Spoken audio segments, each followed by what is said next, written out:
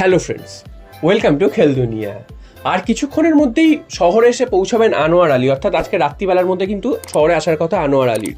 তো এই ভিডিওটা যখন বানাচ্ছি তখন হয়তো তিনি এসেও গিয়ে থাকতে পারেন। তো সেই আনোয়ার আলী যখন আসছেন তখন কিন্তু রঞ্জিত বাজার জানিয়েই দিয়েছেন যে ইস্টবেঙ্গল সমর্থকদের যে তারা যেন বিমানবন্দরে হাজির থাকেন এবং তারা যেন তাকে রিসিভ করেন। তো বুঝতেই পারছো মোহনবাগানের কিন্তু হাতছাড়া হয়ে গেছে আনোয়ার আলী, এবং আনোয়ার আলী কিন্তু ইস্টবেঙ্গলে জয়েন করছে আজকের অফিসিয়ালি, এবং সেটা কিন্তু আর কিছুক্ষণের মধ্যেই তোমরা জেনে যাবে। তো এবার প্রশ্ন হচ্ছে, তাহলে মোহনবাগান এনওসি দিয়ে দিল এবং এখন অবধি তারা কিন্তু জানে না তাদের ক্ষতিপূরণ তারা কি পাবে, কারণ ক্ষতিপূরণ কি হবে সেটা কিন্তু এখনো ডিসাইড হয়নি। আগামী 22 তারিখ সেটা ডিসাইড করবে পিএসসি। তো তার আগেই মোহনবাগান এনওসি দিয়ে দিল। এই এনওসি দেওয়ার কারণটা কিন্তু অনেকেই বুঝতে পারছে না যে কেন এনওসি দিল।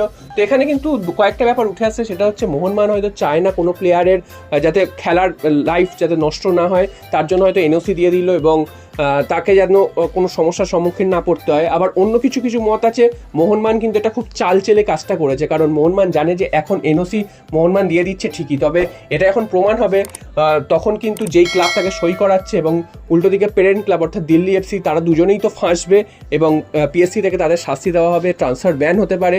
এছাড়া আনোয়ার আলীকেও কিন্তু এইভাবে চুক্তি অবৈধভাবে বেরিয়ে যাওয়ার জন্য এবং অন্য ক্লাবে সই করার জন্য তাকেও কিন্তু একটা 6 মাসের ট্রান্সফার ব্যান খেতে হতে পারে, এবং তখন কিন্তু আনোয়ার আলীর সই করার পরও তাই তিনি কিন্তু খেলতে পারবেন না। তো এখন সমস্তটাই কিছু নির্ভর করছে ভেতরে কি হচ্ছে সেটা কিন্তু একবারে জানা যাচ্ছে না। তবে মোহনবাগান কিন্তু এই চালটাই চেলে রেখেছে যাতে 22 তারিখ ইস্টবেঙ্গলে তিনি সই করে নিচ্ছেন, এটা কনফার্ম হয়ে যাওয়ার পর তখন কিন্তু পিএসসি রায় জানিয়ে দেবে যে কি শাস্তি হতে পারে। শাস্তি তো একটা কিছু হবেই, এবার নেগোসিয়েশন কী হবে সেটা হচ্ছে সব থেকে বড় ব্যাপার। মোহনবাগান কিন্তু প্রায় 18 থেকে 20 কোটি টাকা দাবি করেছে, তবে 18 থেকে 20 কোটি টাকা কিন্তু মোহনবাগান পাবে না, কারণ এটা মোহনবাগানের দাবি।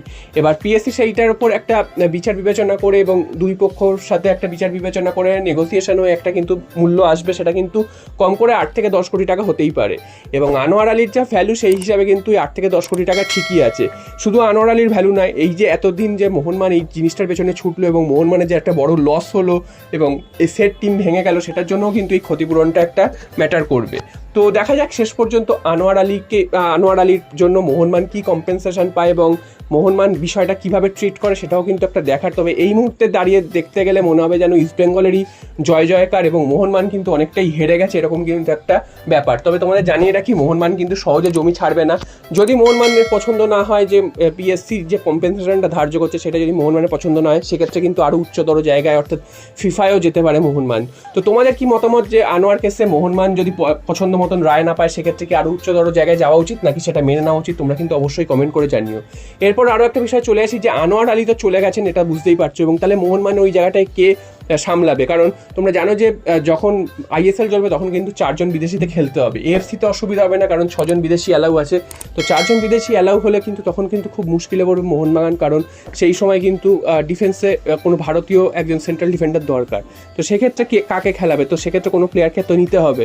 এবং এই মুহূর্তে কিন্তু সবথেকে আলোচিত নাম সেটা হচ্ছে প্রীতম কোটাল। প্রীতম কোটালের সাথে একটা সোয়াপ ডিল হওয়ার সম্ভাবনা রয়েছে কেরালার সাথে, যাতে প্রীতম কোটালকে পেতে পারে। তাহলে সেই প্রীতম কোটালের ডিলটা কিন্তু অনেকদিন ধরে একটু চুপচাপ হয়ে গেছে, তিনি আসবেন কি আসবেন না সেটা কিন্তু এখন বোঝা যাচ্ছে না, এবং প্রীতম কোটাল কিন্তু কেরালার হয়ে খেলছেও। তো এই মুহূর্তে দাঁড়িয়ে মনে করা হচ্ছে প্রীতম কোটালের ব্যাপারটা কিন্তু আবার কিন্তু উঠবে এবং প্রীতম কোটালকে নেওয়ার মোহনবাগান চেষ্টা করবে, এবং প্রীতম কোটালও কিন্তু আসতে প্রস্তুত মোহনবাগানে।